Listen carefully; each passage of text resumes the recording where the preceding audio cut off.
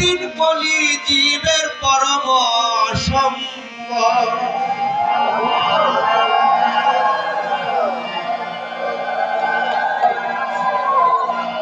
তাহলে কি বললেন?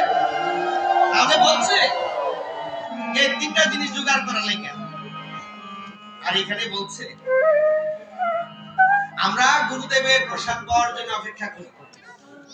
আর ভক্ত সর্বরী যখন শ্রীরামের জন্য প্রত্যেক দিন অপেক্ষায় বসে থাকতেন, তখন ভক্ত সর্বরী যখন একদিন রাম যখন তার বাড়িতে আসলেন, তখন তিনি কি করলেন? সর্বরী প্রত্যেক দিনই রামের জন্য অনেক বছর ধরে অপেক্ষায় আছেন। কি ফুল মানে বড়ি, তিনি তিতা টক এই বড়িগুলি কামুটিয়া দিয়ে ফালাই দিতেন, আর যেটা মিষ্ট ছিল সেটা দেখে দেখে তার কুচ্ছার মধ্যে রেখে দিতেন। রাম আসবে তাকে সেবা। যখন রাম একদিন আসলো, তখন তার চরণ দোয়ানের জন্য যাইলেন। রাম, তুমি এসেছো আমার এখানে প্রভু, তোমার চরণ দোকানে একটু দোয়াই দেবো। না না না না, মাসিমা তুমি বলো কি? এই পৃথিবীতে নিয়ম দুইটা, ছোটরা বড়দের চরণ দোয়াবে, আর তুমি বড় হয়ে বৃদ্ধ হয়ে আমার মতো একজনের চরণ দোয়াবে, এটা হইতে পারে। তখন রামকে জিজ্ঞেস করুন, প্রভু তোমার এই কথা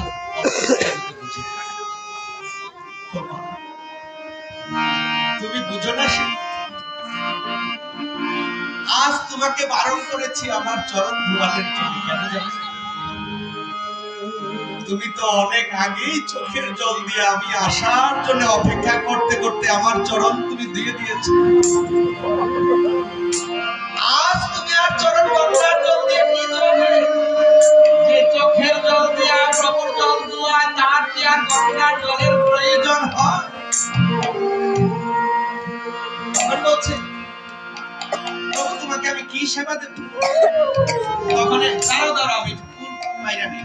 এইখানেও তিনি প্রভুর সামনে নিজে দাঁতে কামড় দিয়া তার এটুলাই গেছে বড়ির মধ্যে মিষ্টি মিষ্টি বড়িটি কুচার মধ্যে রাখা রামের দিতে গেছে। লক্ষণ বলছে, দাঁড়াও, তোমার এত বড় শ্রদ্ধা,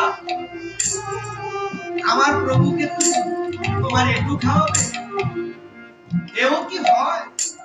রাম বলছে, লক্ষণ খানিকক্ষণ অপেক্ষা কর না প্রভু, এটা হইতেই পারে না। তোমাকে কিভাবে খাওয়াইতে পারে?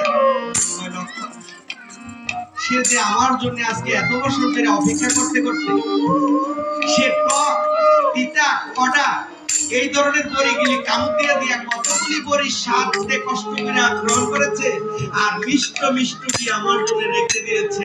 যে সারা জীবন গুরুর জন্য কষ্ট করতে পারে, আজ আমি কি গুরু সেই ভক্তের একটু খেতে পারি না?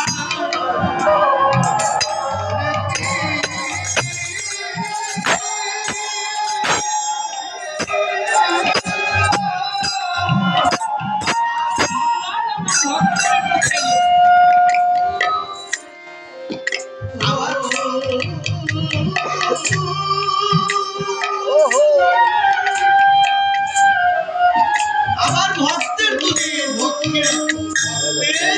চরণ ভক্তি রাখো, দেখতে লাগে চমৎকার।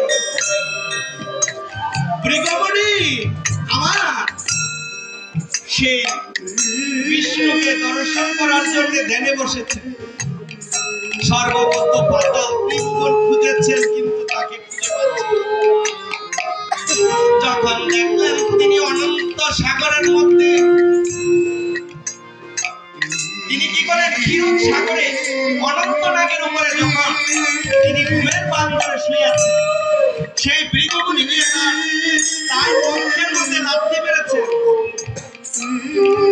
বিষ্ণু, তোমাকে ত্রিভুবন খুঁজলাম, পাই না, তুমি এখানে এসে লুকিয়ে গেছো কেন? কারণ কি? তখন বলছে, ভৃগু, আমার হৃদয়টা তো পাথর, তোমার চরণটা তো কোমল, তুমি যে আমার হৃদয়ে যে আঘাত করেছো, তোমার কি ব্যথা লেগেছে? চরণ দুখানা সেবা করতে রাখলেন, আরম্ভ করলেন। ওই সেই ভৃগুমুনির পদচিহ্ন সব সময় আমার ভগবানের ডাইন দিকের বুকে আকাশ। তাই ভাগবত বলছে এখানে ঋগমণি কি আমার ভগবান শ্রীকৃষ্ণের শিষ্য নয়? বলছে শিষ্যের চরণ বক্ষে রাখতে দেখতে লাগে চমৎকার। সারা জীবন জানি গুরুদেবের চরণ শিষ্য বক্ষে রাখে, আজ জানতে পারলাম ঋগমণির চরণ আমার কৃষ্ণ, আমার গোপাল সারা জীবন তার ডান দিকের বক্ষের মধ্যে রেখে দিয়েছে। দেখো ভক্ত হইতে গেলে কেমন ভক্ত হওয়া প্রয়োজন। তারপরে আবার বলছে গুরু নাম আগে নিলে নরকের আছে। ব্রহ্ম বৈবর্ত পুরাণে লিখেছে যে ব্যক্তি কৃষ্ণ নাম আগে নিবে সে নরকে যাবে, আর যে ব্যক্তি রাধা নাম আগে নিবে সে ব্যক্তি গোলক বৃন্দাবন যাবে।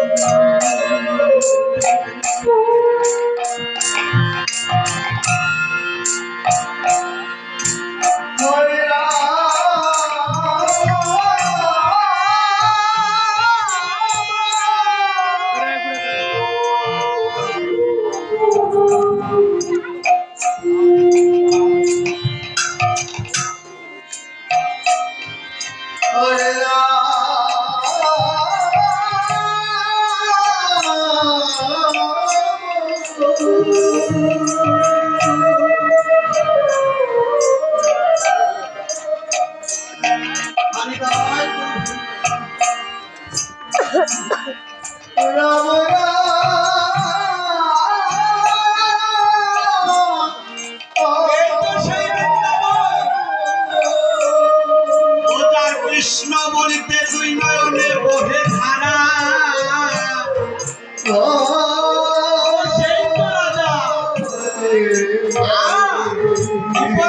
কৃষ্ণ ভজে সে হয় ব্রজগোপী।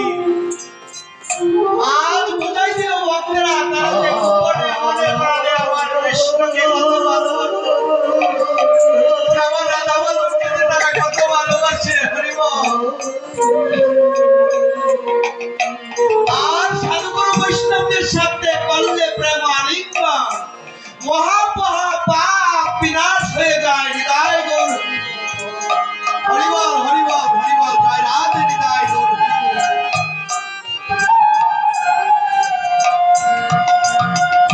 হা কৃষ্ণ হা কৃষ্ণ।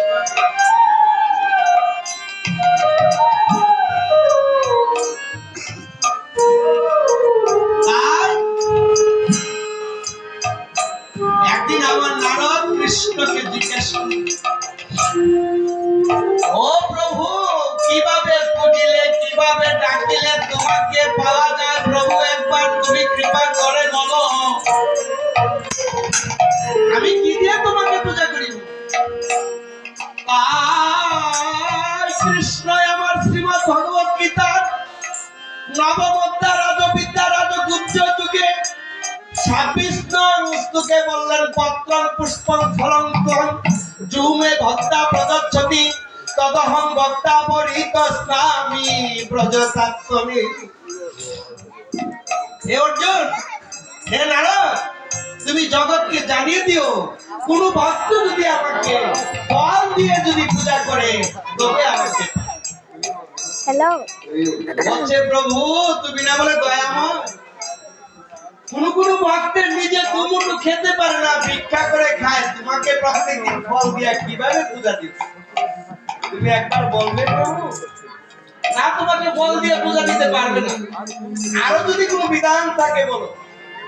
বলছে নারদ, যদি ফল দিয়ে না পারে তাইলে ভক্তকে বলিও আমাকে 2টা ফুল আমার 2 চরণে দিয়ে প্রণাম করতে, তবু সে আমাকে পাবে। বলছে প্রভু তুমি এমন ভক্তকে কবে পাঠিয়েছো যে টাকার লাগে নাই, সে আবার ফুল গাছ লাগাবে না, তাতে বাড়িও দিত না, তারে ফুল গাছ লাগাইবো কোন জায়গা, তার তো বাড়ি নাই। তখন বলছে নারদ যদি না পারে, ফুলও যদি না পারে, তাইলে আমার চরণে বইল একটু গঙ্গার জল আর একটা তুলসী পাতা। বলছে প্রভু সে তো গঙ্গার মধ্যে যাই এত টাকা খরচ করে গঙ্গার জল না তোমাকে সেবা দেওয়ার ভাগ্য নাই, এও পারবে না, এরপরে তুমি কিছু তাকে বলো। বলছে ও ভক্ত তুমি আমার ভক্তদেরকে যদি ফল দিতে না পারে, ফুল দিতে না পারে, গঙ্গার জল তুলসী পাতা না দিতে পারে, ও টাকা চাচিয়ে দিও।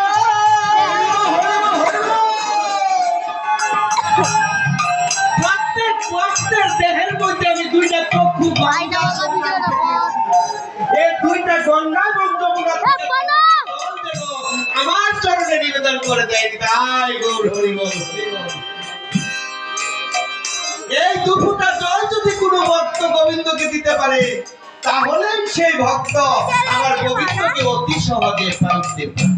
এটা না ওটা মদন হরে কৃষ্ণ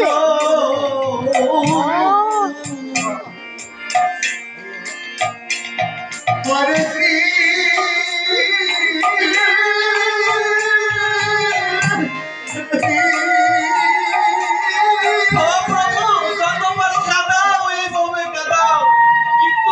শৈবার শক্তিটুকু দেও, যত পারো কাঁদাও, কিন্তু প্রাণ পাখি যাবার বেলায় একবার যুগল রূপে দেখা দিও প্রভু, তোমার নামের সাথে যেন এই দেশে প্রাণটা যেন যায়।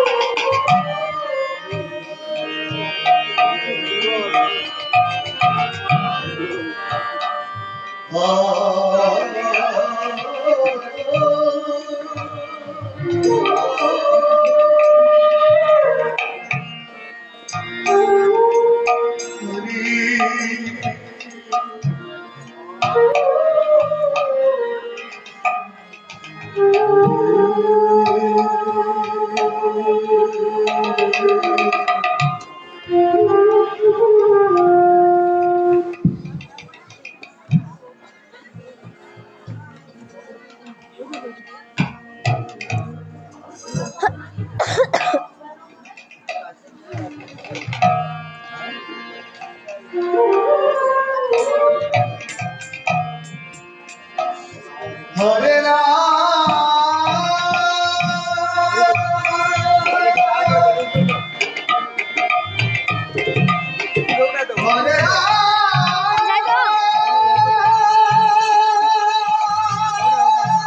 Udah, udah kan?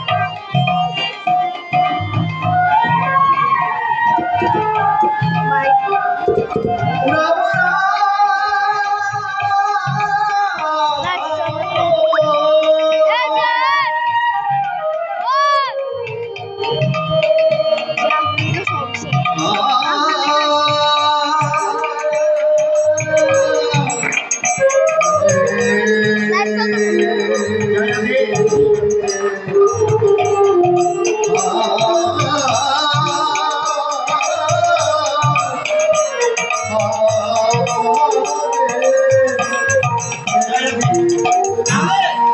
আমার গোবিন্দ এই সংসারে পাঠিয়েছে সবাইকে জীবনে সুখ দেয়। কোন কোন ব্যক্তিকে প্রভু জন্মের থেকে মৃত্যুর আগ দিন পর্যন্ত শুধু দুঃখই দিয়ে যায়। এই দুঃখ পাইলে ভালো, কেন জানেন না? যতবার দুঃখ পাবেন ততবার প্রভুকে ডাকবেন, কৃষ্ণ নাম স্মরণ করবেন। আর যেদিন এই নামের সাথে দেহের প্রাণ যাবে সেদিন রাধা গোবিন্দকে স্বয়ং লাভ করবেন। এই ভবের আসা যাওয়া জন্ম মরণ বারণ হবে। তাই বলছে জয় রাধে নিতাই গৌর হরিব। একটু আগে একজন ভক্ত আমাকে 100 টাকা দিয়েছিলেন। আশীর্বাদ করি ভক্তের মনের বাঞ্ছা যেন গোবিন্দ পূর্ণ করেন। আর এখন শ্যামল বাবু অনেকগুলি টাকা দান করলেন। গোবিন্দ জানি না ওনার মনের বাঞ্ছা কি, আমি আশীর্বাদ করি ভক্তের মনের বাঞ্ছা যেন গোবিন্দে পূর্ণ।